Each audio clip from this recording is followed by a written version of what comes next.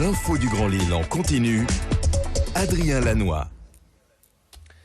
Ravi de vous retrouver pour une nouvelle édition en matinale, en direct, 7h30. Très bon réveil à toutes et à tous. Bon appétit également si vous prenez votre petit déjeuner.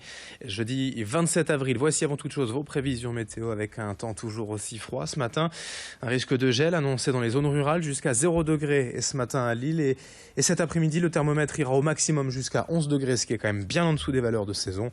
Côté ciel, après une matinée bien ensoleillée, vous voyez quand même sur l'animation satellite cette nuit, les nuages seront de retour cet après-midi avec un nouveau risque d'averse par intermittence. On en reparle après ce journal avec les prévisions complètes de Météo Service.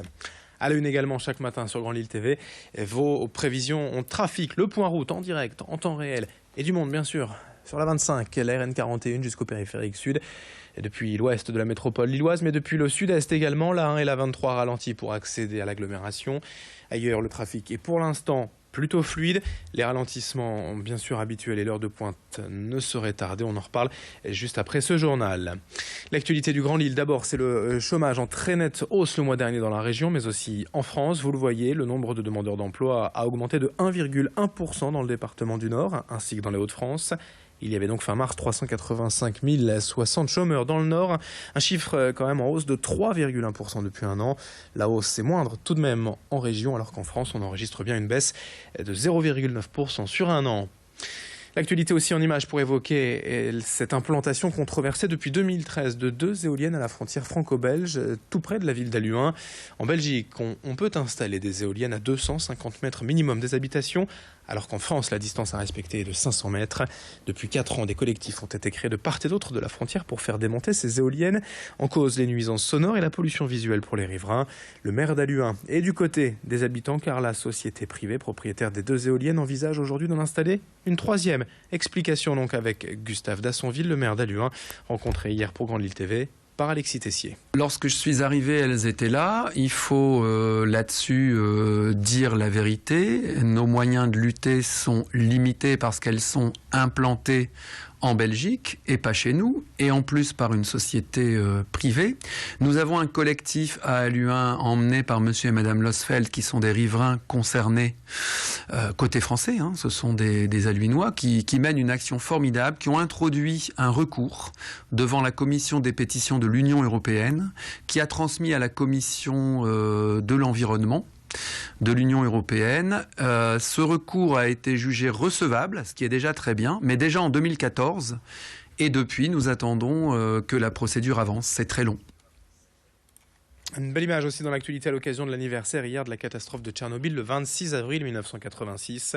Les candidats d'Europe Écologie Les Verts aux législatives dans la région ont planté un arbre symbolique rue Zola à l'homme, un ginkgo biloba, le seul végétal ayant apparemment survécu au bombardement nucléaire d'Hiroshima en août 1945.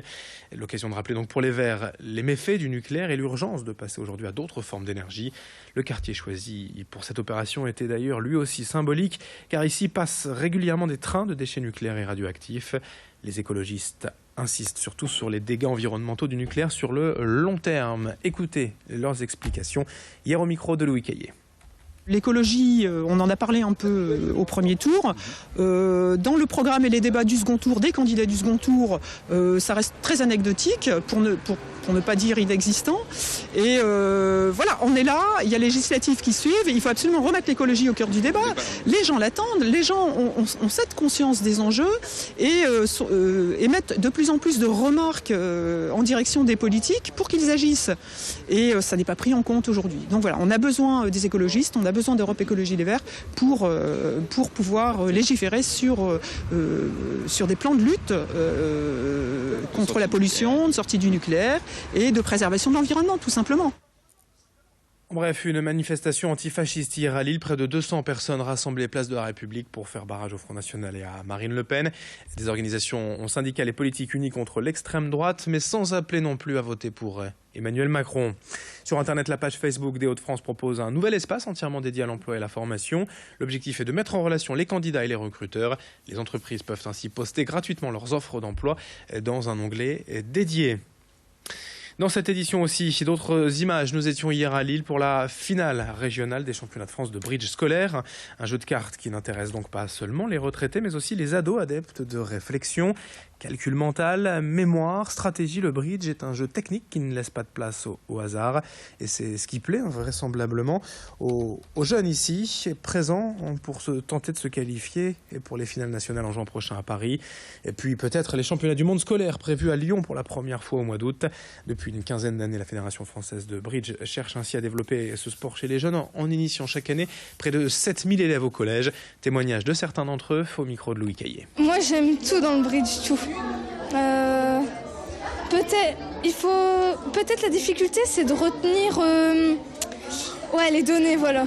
C'est un jeu de réflexion et j'aime bien et j'en fais tous les lundis dans mon collège. La stratégie, le fait de jouer en binôme et de jouer contre des gens qu'on ne connaît pas forcément et on les connaît, on apprend à les connaître et tout ça, se faire des amis.